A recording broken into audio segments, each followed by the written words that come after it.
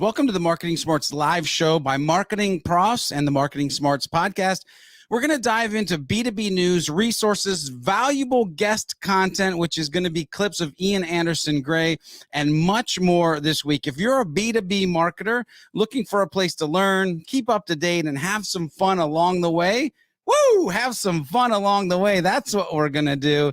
Grab a quick beverage. It could be sweet tea. It could be coffee. It can be whatever you want. Hey, in the comments, let me know what the heck you're drinking today during the podcast. Get a notepad, by the way, or chalk for your wall. I don't care how you keep notes, but welcome to the show, and we are going to have fun.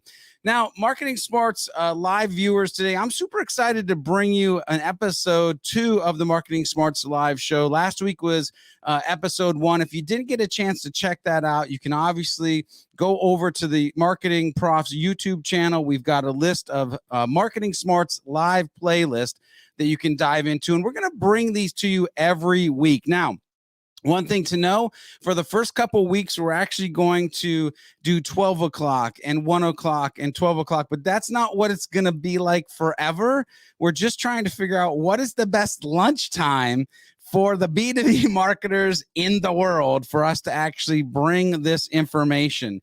Now, getting on with today's topic, today we're talking about live video as your content hub, mindsets on viewers, getting personal with your content, and also we're going to talk about Adobe, CDP, and B2B, and whatever tips, tricks, strategies, or best practices that hit my brain along the way of this journey that we're on today for this day. Gilbert, welcome. Elias, welcome. Glad to see that you guys and gals are here live.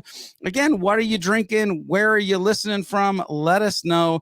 Also, towards the end of the live show, we'll ask, what do you want to hear about next? What topics are important to you as a B2B marketer?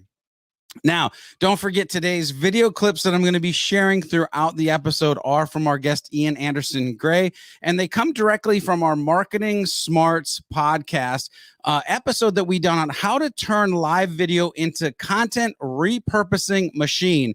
Link to the full show is in the description below after the live show ends, so you'll be able to click on that and go listen to the rest of all of the amazing, awesome things that Ian had to share.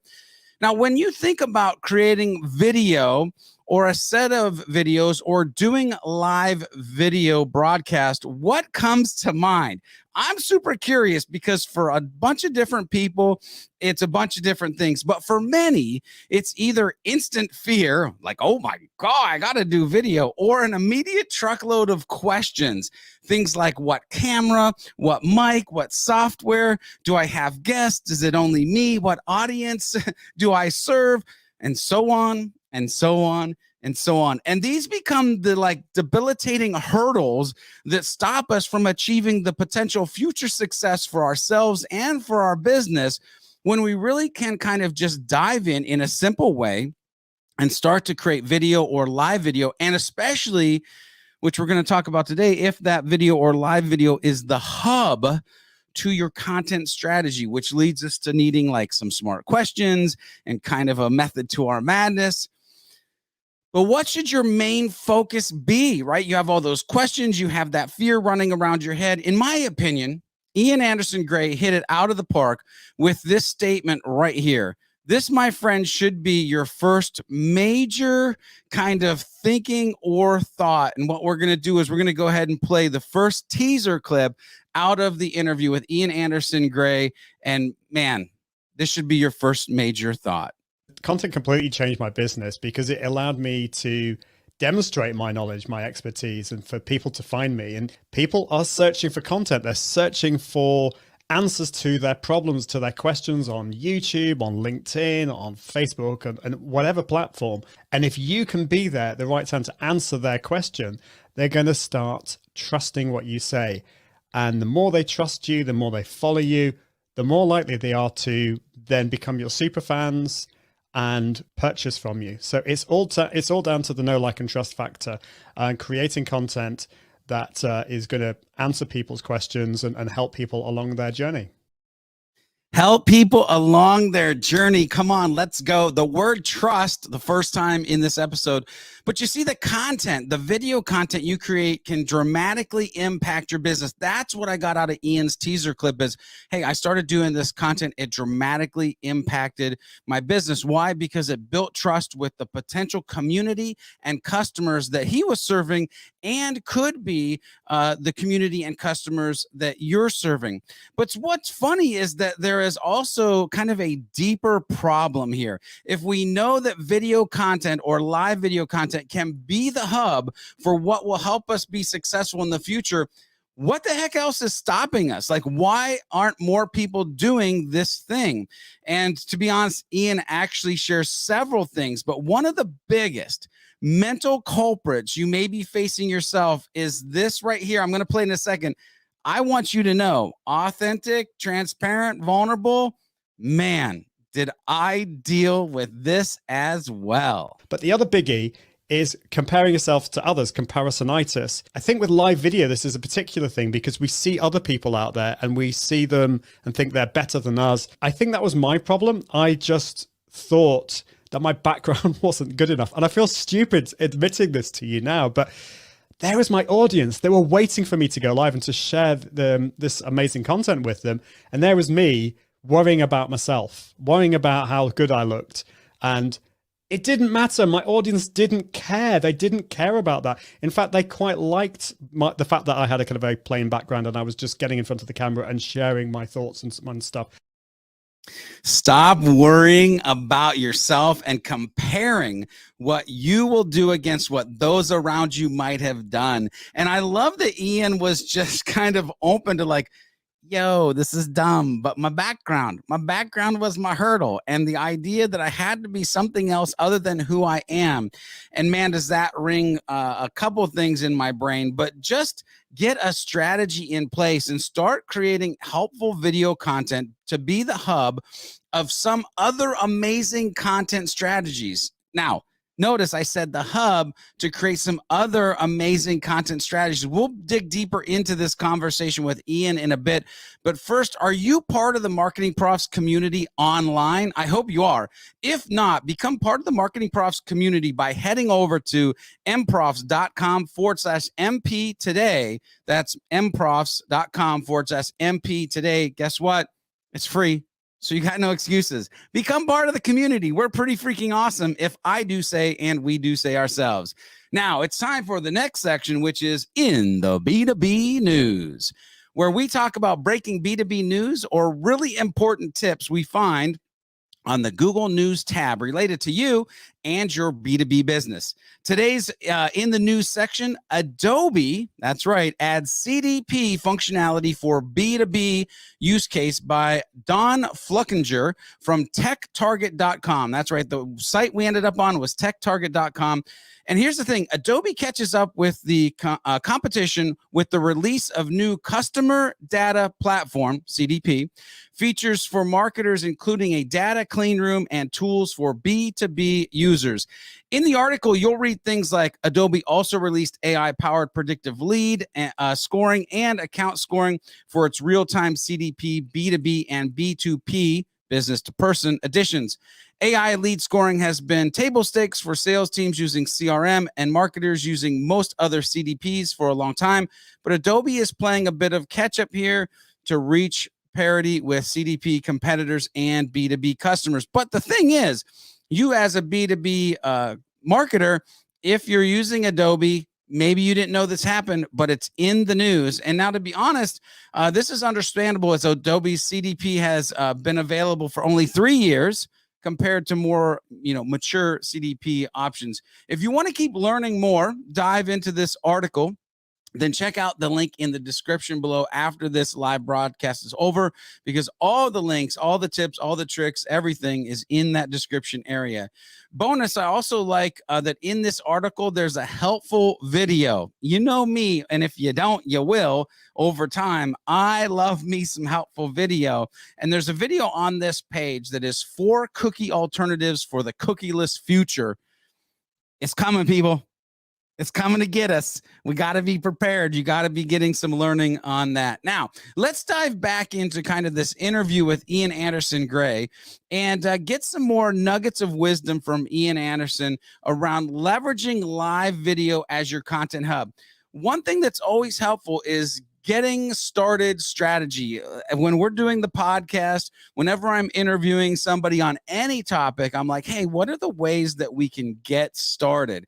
And listen in how Ian uses his 5 P's strategy around launching your potential live show. I've got 5 stages that I've always taught when it comes to live video. You got, and I call this the 5 P's. You got the first P is planning, which is probably the most important thing.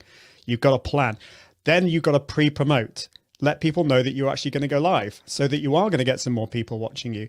Number 3 is the production of the live show. Number 4 is the post-promotion. I had to think about that. Yeah, the post-promotion. So let people know about the replay. And then finally, the bit that everyone seems to forget is the repurposing side of things. Did you hear that? The part that people forget about is the repurposing side of things. We take time to like birth this piece of content, but we don't chop it up. I'll get to that. We don't chop it up because there's something that we get to. I want to dig into this repurposing conversation with Ian around the podcast episodes. He drops some serious bombs during that podcast episode. But one thing I immediately knew should be on the live show. That's right. What we're talking about today, that live show, was his tips on 3 audiences. So now think about this. We're going to have a conversation about repurposing, which is really, really important. And in that, package this clip of 3 audiences, because when you create video, especially live video, I would say content in general, are you paying attention to your 3 audiences? Let's see what Ian had to say. One thing that's really important when you're producing live content is to think of the 3 audiences. With most content, you've only got one type of audience. You've got either the readers of a blog or you've got the viewers of a YouTube video. With live video, you've potentially got 3 audiences. You've got your live audience. They're watching now. They are hopefully commenting and getting involved. They can see each other. It feels like a community, almost feels like a party. And you need to kind of have that, make them feel loved. You want to highlight them on the screen, and they're the first audience. The second audience are from the future. And before you think I've gone completely mad, these are the replay audience. These are people that are watching maybe a week in the future or a year in the future. So you've got to think about how the experience is for them. And that's why I trim that beginning bit off and we start with the main content. And you also want to make sure that you're not spending so much time with your live audience that it becomes frustrating for your replay audience. And the third audience are also from the future. And very similar to the replay audience, they are podcast listeners. And so they can't see what's on the screen. And you just always need to be bearing in mind that the podcast listeners can't see what's on the screen. And it's a very intimate experience. What they don't see other the live audience or the live comments or anything like that. So you've got to think about it that way. So planning the show is so important from that point of view, so that when you then repurpose it for later, it becomes a lot easier.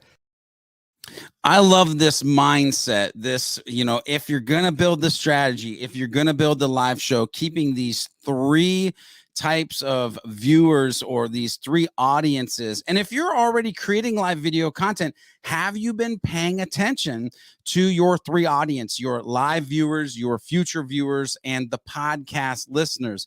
Let us know yes or no in the comment section, or use the hashtag MPB2B. What are your thoughts on using these 3 different types of audiences in your strategy? Now, if you have not started your live show as your content hub because you're just watching it today, you're thinking, yes, this is going to make sense, bake this deep within your strategy. Think about those audiences from the get-go. And don't forget that the link to the full podcast episode is in the description below, because, by the way, I'm just going to throw this out there. I'm only picking out like pieces and nuggets, and it's not even like the largest of gold nuggets that you're going to find in the podcast episode. Now, we'll get back to Ian Anderson Gray and the kind of tips and tricks that we're going through here in a few minutes. But now we have to dive into historical content creation, streamlining your process, and more. But you know what? We got to get into the dope B2B learnings from the vault of MarketingProfs articles. That's right. It's time to dig into the treasure trove of valuable information and pull out two pieces of gold to help you be a better B2B marketer. And today, since we're talking about live video as your content hub, I wanted to help enable you to create more human, more valuable content. So the first article is this: how to get personal with your content. And it gives you 5 tips for content personalization. And you'll read about things like the importance of listening to the people that you're serving, analyzing and measuring intent, probably of them and yourself, defining personas, mapping your content strategy, targeting the right channel or channels, and so much more in that article. Okay, now, again, you know, the link is in the description below, but definitely check out how to get personal with your content. Article number 2 for this week is 4 tips for building a realistic video production timeline. Now, I know today we're really leaning heavy on just this live video as your content hub, but whether it's live video and then you're breaking it into micro videos, there is going to be production and there is going to be a timeline that you need to follow. In this article, they cover things like build in time for feedback, plan for revisions, which, man, the thing about a live show is you have that editing ability. You can go back and make revisions for the micro pieces of content. Oh, am I letting the cat out the bag that we're about to talk about something in the couple minutes with Ian here? Anyway, underestimate how much you can get done with each filming day. Include your go live dates in your timeline and so much more. And now you can kind of modify your learnings for live video and regular video production as you move forward. But either way, live video or regular video, these 2 articles are going to help you with your content, help you to be a better B2B marketer. To learn more after the broadcast and to read both of these articles, again, link in the description below. All right, getting back into this interview with Ian, back to Ian, if you will. Let's be honest, creating content can be super hard. I don't know about you. Like, I love to create content. I mean, shoot, I think I've created like 2,000 HubSpot tutorials over the last since 2013. So I love to create me some content, but every time I go to create it, it's hard. It's difficult. But what if there was an easier way to create that content and then from it or form it into what might be things in the future? Now, Ian, again, we go in on this section. Let's see what Ian had to say in the interview about kind of streamlining this content process, maybe making it easier-ish, potentially. I am a recovering perfectionist. And creating content for me has always been like really hard. Like creating like blog posts, it would take me weeks and weeks and weeks of time and effort to put these things together. Probably because, like in my case, I was writing like 8,000, 10,000 word blog posts. With live video, once you've done that preparation, you press the go live button and you're spending, say, 45 minutes, half an hour, 20 minutes, whatever you want, creating that content. You press stop, and that's it. You've created content. Whereas with blog posts and other kind of content, you're having to do all that preparation and all this other stuff. And with live video, you don't have to do that. I love that when he said, that's it, you've created content. He almost laughed and you could see the smile.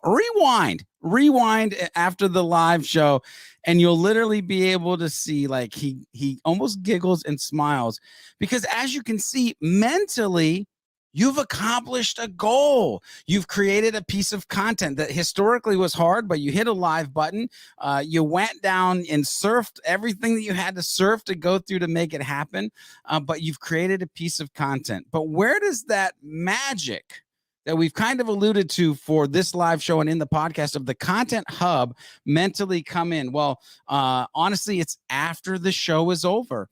And we're going to listen in as Ian explains the process that happens after the live show is over.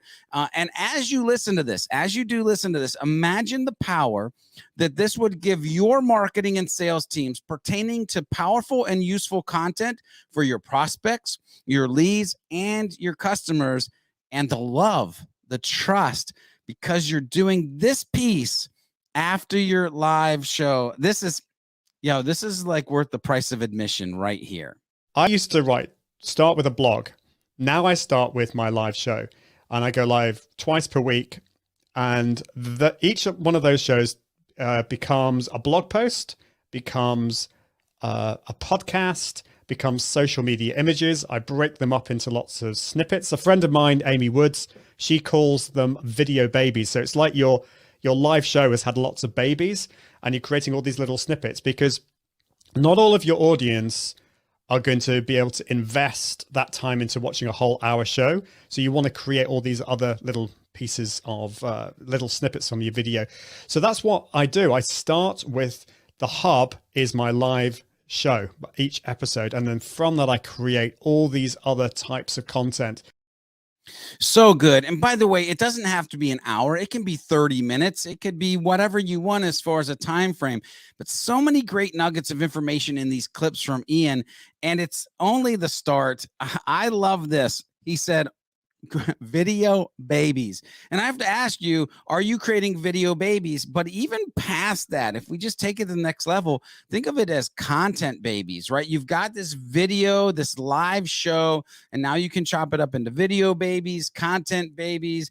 It can be tweets. It can be all sorts of great things. And we're going to get some words of wisdom from Ian here in a few minutes. But right now, it's time to turn the spotlight on you. That's right, the MarketingProfs community, because we're heading into the section that is from the MP B2B or hashtag MP B2B community. Eventually, by the way, folks, I'm going to get some sound effects, some intros for each one of these sections. It just takes time to get everything in place, but at least we're bringing the content to you. Now, we search far and wide in the hashtag MPB2B. By the way, start using that podcast, that hashtag universe, to find amazing information and conversations to bring to the masses. So first, make sure you're using the hashtag. And second, make sure you have fun and add value to the community, because that's what I'm going to spot out. I am looking Facebook, LinkedIn, Twitter, all three platforms for you using that hashtag. You know what? I just thought I should probably start looking at Instagram too. Maybe TikTok, I don't know. But we're looking at the hashtag. And then what we're going to do is we're going to spotlight you and or your crew on the show. Now, today's spotlight is actually Sean Leahy. I loved his simple statement and his simple drawing. It actually brought me joy. Like there are, well, actually I get a lot of joy, but this really brought me joy. And his post says, little drawing on the plane ride to San Antonio, Texas, to spend a few days at hashtag LTEN. Sharing the stage with a customer and showcasing their excellence is a beautiful thing. See you there, Nancy and Valerie, hashtag MPB2B. And I'm just going to kind of explain the drawing. It is really good. Again, it's on LinkedIn. The link is in the description below. But it's a bicycle, and it's, anyway, you know what? No, I'm not going to let the cat out the bag. You need to go click on the link, go look at the post on LinkedIn, comment to Sean, let him know he was on the show if you want to, but actually just look at the statement, look at the drawing, because it's fabulous. And maybe it'll bring you joy like it brought me joy. Now, remember, community, again, I'd love to shine the spotlight on you on the next show or a future show. So make sure you're using that hashtag MPB2B, and we'll let it shine. We'll let it shine. Now, back to Ian. One of the things that we do on every episode of the Marketing Smarts podcast is we ask them for some words of wisdom. And let me be honest with you, B2B marketer or person who is watching this, even if you're not a marketer, because we don't judge here. You can be sales, you can be service, you can be whoever. You can watch this show. I need you to listen closely to these words of wisdom that Ian shares. If you really want to know your consumers, what they find attractive about your company, it's found in these final words of wisdom that Ian Anderson Gray shared with us on the podcast. And again, I'm going to restate this. If you truly want to know what your consumers find attractive about your company, no matter what size of business you've got, I think that if you're on your own, there's a temptation to think this way. If you're a small business, same thing. If you're running an enterprise, same thing. We got this temptation of wanting to appear better than ourselves to appear perfect. And honestly, let's think about this. Do you find that as a consumer, do you find that attractive? Personally, I don't. I actually found this, maybe it's last year. I remember going through some Instagram stories from my friends, and I was kind of looking through them, and you can just like tap the screen to skip. But I remember just skipping to the next one. And I went back and thought, I wonder, why did I just skip that? And I looked back, and it was because it was all professionally done, and it was almost clinical, and there was like a professional voiceover, and the person was looking perfect. And I just thought, well, that's an ad. Obviously, that's an ad. I'm not interested in that. And I was more interested in the human side of things when people were talking about maybe their struggles, what they struggled and what they learned with, or maybe they were out and about and they were sharing their thoughts. And so it doesn't matter what size of business you are, the human side of ourselves, of our business, is what is attractive. It was almost clinical. Viewers, listeners, I have to ask you, are you creating clinical content or are you creating human content? That's my question that I want you to unpack and think about for this week until we get to episode 3 of the live show. Hey, make sure you head to the description below, click on the link to the full Marketing Smarts podcast with Ian Anderson Gray, and keep on learning about how you can make live video your hub for your content strategy. If you got value out of today's show, hit that like, better yet, share it with a friend. I mean, let's break the internet. Just everybody needs to watch the new Marketing Smarts live show. We're having fun. We're adding value. But to keep learning more, hit that subscribe or watch additional videos on the channel. Go tune into the original Marketing Smarts podcast episodes that we have out there on your favorite podcast app. And don't forget to become part of the MarketingProfs community by heading over to mprofs.com/MP today. It's free. Go do it. And as always, remember to be a happy, helpful, humble B2B marketing human, and we'll see you on the next Marketing Smarts live show next week.